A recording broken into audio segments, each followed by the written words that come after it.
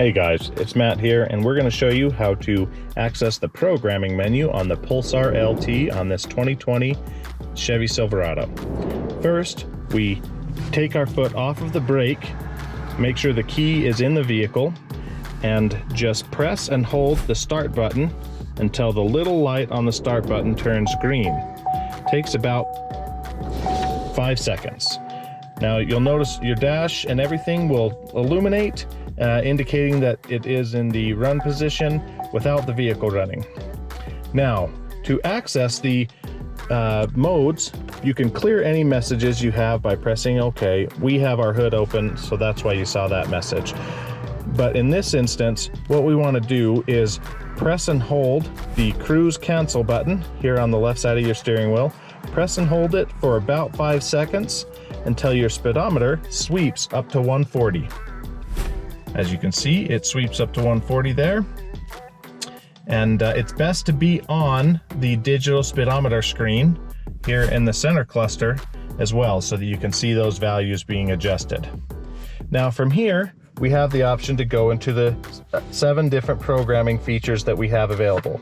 Those are speed limiter adjustment, TPMS adjustment, tire size correction, axle ratio, clear DTCs, auto start stop disable, and DFM disable, which is the active fuel management, or better known in these vehicles as the dynamic fuel management feature. Now, to select which mode that you'd like to adjust, you simply use the res and set buttons here on the cruise control.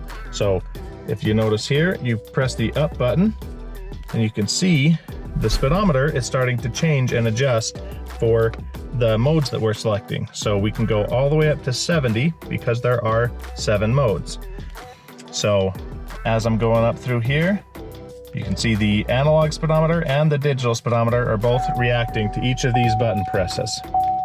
Now, to access the actual programming settings that you'd like to adjust, you use the cruise cancel button. For example, the 10 mile per hour marker is the speed limiter adjustment.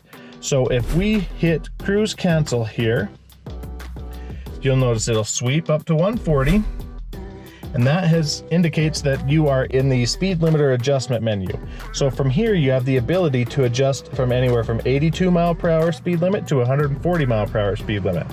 We are preset at 135, but I can come in here and use the cruise control button here for the res or set option and adjust that up or down. So right now I'm hitting the down arrow towards the set option, and as you can see, it's dropping the speed limiter down. So the digital display is telling you what you've got the value at. And say in this particular application, we want to do 110 mile per hour. So that's where we want our speed limiter set. So we select it to 100 mile per hour using the res and set buttons, then press cruise cancel to save that into the vehicle. Now the Pulsar LT just wrote that into the vehicle, and that is why the gauges are sweeping as they are. Now that is one successful programming session.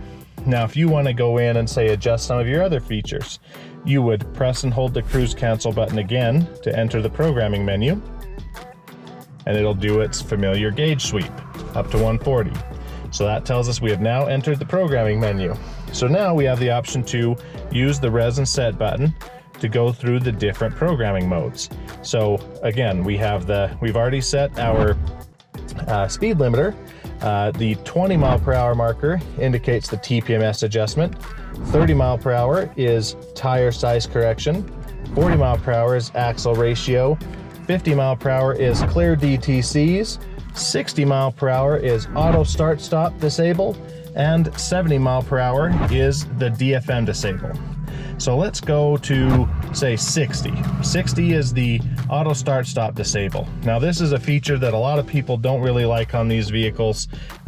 You do have the option here on the dash to turn off the auto start stop button here, but you have to press that manually each time you get in the vehicle if you want to shut off that mode. So in this case, we can turn that programming off indefinitely through the Pulsar LT on these steering wheel control options here. So now that we've selected 60 on the speedometer, we'll go ahead and hit the cruise cancel button, and that is selecting that we are now in the auto start stop disable mode. Okay, so we have selected the 60 mile per hour programming option, which is the auto start stop disable. Now, there are two options within this programming menu for auto start stop, and that is basically on or off. If you have the speedometer set to 10 mile per hour in this instance, that means that auto start stop is disabled. Or you can use the res and set button to go down to 0 mile per hour, which means that auto start stop is enabled.